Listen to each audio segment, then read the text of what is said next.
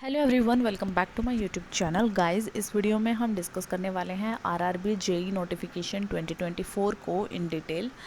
तो सबसे पहले अगर हम बात करें पोस्ट की, तो यहाँ पे जूनियर इंजीनियर, जो कि आपका आरआरबी जेई जैसे नाम होता है, तो जेई का फुल फॉर्म जूनियर इंजीनियर होता है, लेकिन इसी के साथ साथ में आपके पास में दो पोस्ट और हैं। ठीक है, एक तो ओनली जूनियर इंजीनियर, दूसरा जूनियर इंजीनियर इन आईटी, तीसरा डेपोट मटेरियल सुपरिटेंडेंट्स डीएमएस, और फोर्थ है chemical and metallurgical assistant CMA. तो यहाँ पे 4 टाइप की पोस्ट हैं। इसका जो एग्ज़ाम लेती है वो आरआरबी लेती है, रेलवे रिक्रूटमेंट बोर्ड। इसका जो नोटिफिकेशन है वो आपका 27 जुलाई को आ गया था। आपकी जो अप्लाई करने की डेट है वो 27 से ही ये स्टार्ट हो गए थे। लास्ट डेट जो रहेगी वो 29 अगस्त रहेगी। अगर आपको कोई गलती हो जाती है तो उसके लिए करेक्शन टाइम आपको मिलता है, जिसको करेक्शन विंडो बोला जाता है। ठीक है, तो वो रहेगा 30 अगस्त से लेकर के 8 सितंबर तक। ठीक है, अप्रोक्स आपको 9 डेज़ का यहाँ पे टाइम मिलता है, जो कि इनफ है। बाकी एग्ज़ाम में सिर्फ 2 दिन का टाइम दिया जाता है। ये जो आपका एग्ज़ाम है ये नेशनल लेवल का एग्ज़ाम रहेगा। इसकी जो वैकेंसी है वो 7951 वैकेंसीज़ हैं। ठीक है, पहले ये वैकेंसी कम थी, अभी इनको दोबारा से वैकेंसी निकाली गई हैं।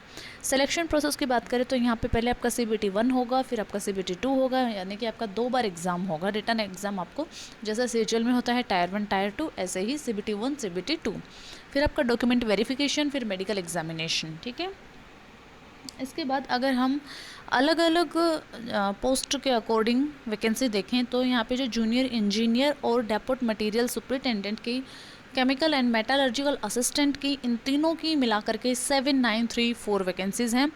मेटलर्जिकल सुपरवाइज़र रिसर्च और केमिकल सुपरवाइज़र रिसर्च, इन दोनों की वैकेंसी मिलाकर के 17 है, और टोटल 7951 वैकेंसीज़ आपके पास हैं। ठीक है, एप्लीकेशन फ़ीस की बात करें तो यूआर की 500 रुपये फ़ीस लगेगी, SC ST EWS की 250 रुपये फ़ीस लगेगी, एक्स सर्विसमैन PWD फीमेल, इनकी भी 250 रुपये फ़ीस लगेगी। ठीक है, और जो कैंडिडेट है वो फर्स्ट स्टेज यानी कि टायर 1 जो एग्ज़ाम देने जाएगा ना, उसका जो फ़ीस है वो रिफ़ंड कर दिया जाएगा। अगर ऐसा है कि आपने फॉर्म अप्लाई कर दिया है और आप एग्ज़ाम देने नहीं जा रहे हो, तो आपके पैसे आपके पास वापस नहीं आएंगे। अगर आपने फॉर्म अप्लाई किया है और आप ओनली स्टेज 1 के लिए भी जा रहे हो ना, तो आपके फ़ीस जो है वो रिफ़ंड हो जाएगी। ठीक है, इसका मतलब अगर हम बोल सकते हैं कि फ़ीस यहाँ पे 0 ही रहेगी अगर आप एग्ज़ाम देने जा रहे हो तो। अगर एजुकेशनल क्वालिफ़िकेशन देखें तो जूनियर इंजीनियर जो ओनली जेई है उसका डिप्लोमा या डिग्री इन इंजीनियरिंग, दूसरा जो जेई आईटी में है उसका BSc BTech BCA computer science में होना चाहिए या फिर आईटी में होना चाहिए। ठीक है, तीसरा DMS जो है उसका डिप्लोमा या फिर डिग्री जो भी है वो इंजीनियरिंग में होना चाहिए। Chemical and metallurgical assistant CMA का 45% मार्क्स इन बैचलर डिग्री, जो कि साइंस से होना चाहिए विद फिज़िक्स एंड केमिस्ट्री। यहाँ पे कुछ ज़्यादा ही स्पेसिफिक दिया गया है, मैं एक बार आपको फिर से बता देती हूँ। CMA की जो पोस्ट है उसके लिए अगर आप अप्लाई कर रहे हैं तो आपकी बैचलर डिग्री है वो साइंस में होनी चाहिए। साइंस में कौन से सब्जेक्ट होने चाहिए? फिज़िक्स और केमिस्ट्री, ये 2 होने ही चाहिए। इसके अलावा अगर आपके पास कोई और सब्जेक्ट है तो चलेगा। और टोटल जो आपके मार्क्स हैं बैचलर डिग्री में वो 45% मार्क्स होने चाहिए। ठीक है, फिर इम्पोर्टेंट चीज़ जो है, बहुत से बच्चे पूछते हैं कि वो फाइनल ईयर में हैं अपने डिग्री या डिप्लोमा के, तो क्या वो अप्लाई कर सकते हैं? तो आप अप्लाई नहीं कर सकते हो। ये बहुत ही क्लियर वर्ड्स में लिखा हुआ है कि you are not eligible to apply for RRB JE 2024 examination. ठीक है, अगर आप फाइनल ईयर में हो तो, मैंने लास्ट का पढ़ा है, आपको दिखाई दे रहा होगा, candidate in the final year of their degree diploma not eligible to apply. ठीक है, अगर एजुकेशन एज लिमिट की मैं बात करूँ तो आपका जो एज लिमिट है वो मिनिमम 18 साल और मैक्सिमम 36 ईयर, 36 साल आपका मैक्सिमम होगा। फिर यहाँ पे आपका जो क्रूशियल डेट्स जो होती हैं, अगर यूआर की मैं बात करूँ तो आपका 2 तारीख पहला महीना 1989 से पहले के आप नहीं होने चाहिए। ठीक है, अगर इससे अगर आप एक दिन में पहले है ना 1 तारीख पहला महीना 1989 की, तो भी आप एलिजिबल नहीं हो।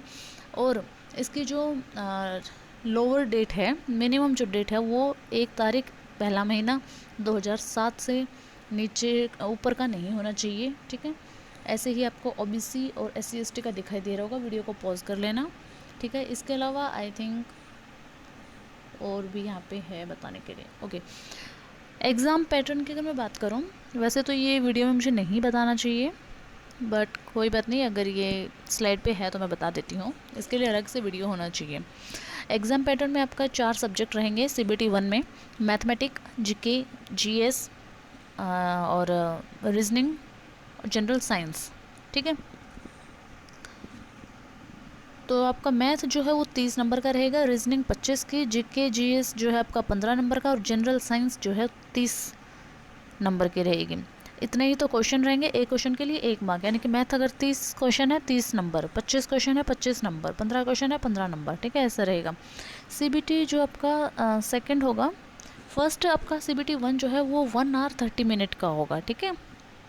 और जो लोग CBT 1 को क्वालिफाई करेंगे वही CBT 2 के लिए जाएंगे।